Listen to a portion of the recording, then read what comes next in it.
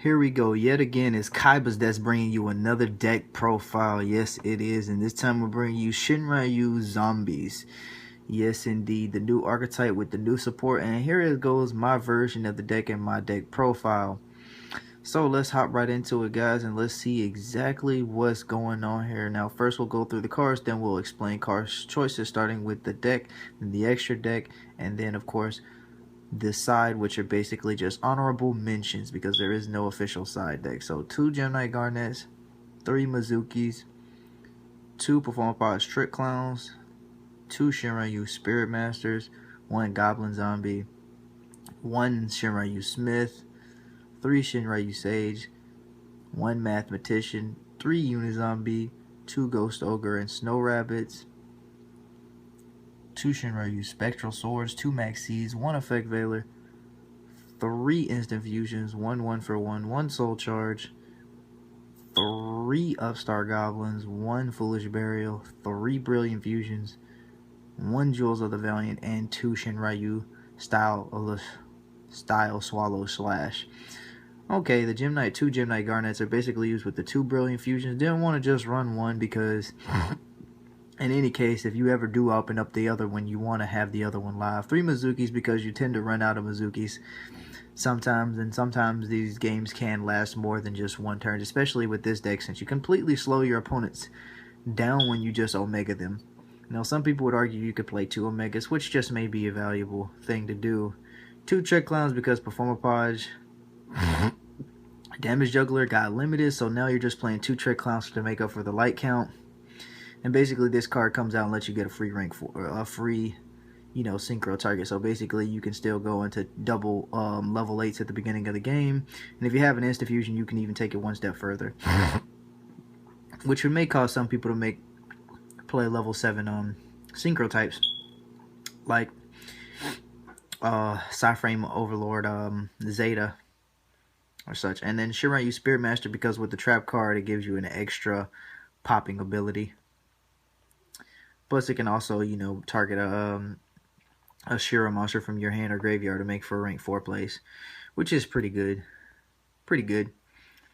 And then the 1 Mathematician to even speed things up even more. Like, since you play 3 Instant Fusions and things like that of that nature and Soul Charge, I feel like you can just speed the deck up a little bit, and then that would allow you to just kind of go off. So that's why that's there. Mathematician, another card that allows you to speed up the deck.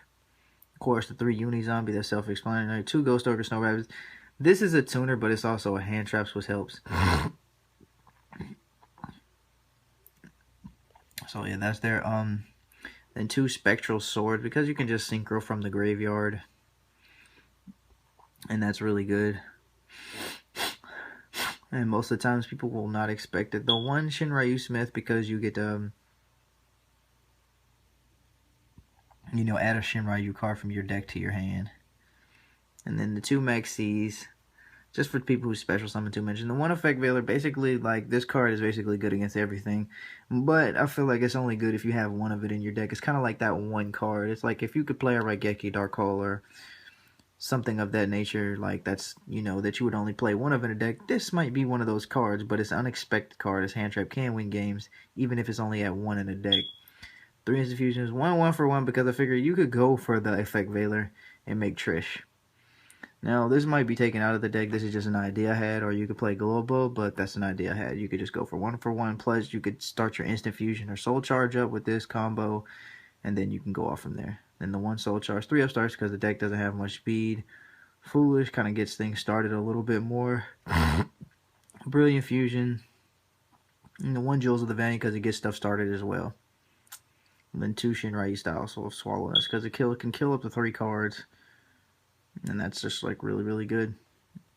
And then we got the 1 Gemini Seraph Knight, 2 Nordens, 1 Trish, 1 Bills, 1 Starlight Road, 1 Shiranui Shogun Saga, 1 Psyframe Lord Omega, 2 Shiranui Samurai Saga, 1 Hope Harbinger Titanic Galaxy, 1 number S39 Utopia the Lightning, 1 number S39 Utopia, and 1 Diamond Direwolf, and 1 Abyss Dweller.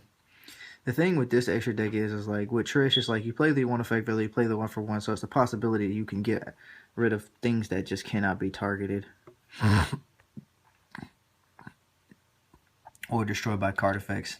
So basically that's what this for. Bills, because making 2 Omega sometimes is just bad.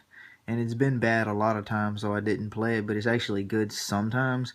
But I think it's more so better to just make 1 Omega and then to like set up a Bills in defense mode and let your opponent try to deal with that. Because he's still a big card and kind of a hard card to get around. Which may make some people go up on Effect Veilers, because if you can make that and you have an Effect Veiler in your hand, you can kind of protect it. So if they make a Castell, you drop the Effect Veiler or whatever, then it's kind of like, yeah, let's see you get around this Bills right now without a reasonable effect. Yeah, because everybody was mostly anything would have to make a card. Imagine Cosmos trying to get around this. They need Cosmojo definitely to kill this card. So, yeah. Which means is like I was just thinking about taking about the Shinryu style Swallow's Nest for Twin Twister. You could definitely play this over for the Twin Twister, which is definitely good. And then instead of Ghost Ogres, you could just play like 2 Effect Veilers and then just the 1 Ghost Ogre, or 3 Effect Veilers. It's up to you. But it's definitely good for protecting your Bills, and then you have an Omega out, and then they probably will just have to end their turn, and then they just give the turn back to you. Mizuki's back in the graveyard, and then the shenanigans begin again. As far as Scar Red, you have this on the field, and you have Bills, you blow up the field, that doesn't get destroyed. Or if you have Omega out, Omega can dodge, and then you blow up, and then they take burn. Pretty good. This guy, because he's big, and he's the main guy you need to synchro from the graveyard in order for your Shinryu zombie cards to be useful. And then 2 of these, because I feel like you'll make this card more than you'll make the 8-star. And just being able to bust it out is pretty good. And then plus this will lead you to making it into the 8-star. Then 1 Hope Harbinger, because you make enough level 8s that if you really need this, you can make it. And let's say you got a Shogun Saga out and maybe a Scar Right. Or maybe Omega you don't feel like is enough of a card, then you can just go ahead and make that. Then the 1 number 39 Utopia, obviously for like any deck that tries to like do anything during the damage steps, pretty much. Then Diamond Direwolf for pesky annoying back row, and Abyss Dweller for anybody who's trying to activate stuff in the graveyard, of course, like Mermills and Cosmos and things of that nature. Which means you don't have to worry about beating over their monsters. You could just make this, and you make a Scar Right, then you blow up the field, and then they don't get any effects. Hopefully they don't got a Solemn Judgment, but like I said, you can put 2 Twin Twisters in this deck and 2 Effect Veilers in this deck to kind of like balance everything out. This was a rough draft of the deck, but I would definitely suggest putting in 2 Twin Twisters and maybe another Effect Veiler in place of, like, you know, the Shinryu style Swallow's Nest. But that's the deck profile, everybody.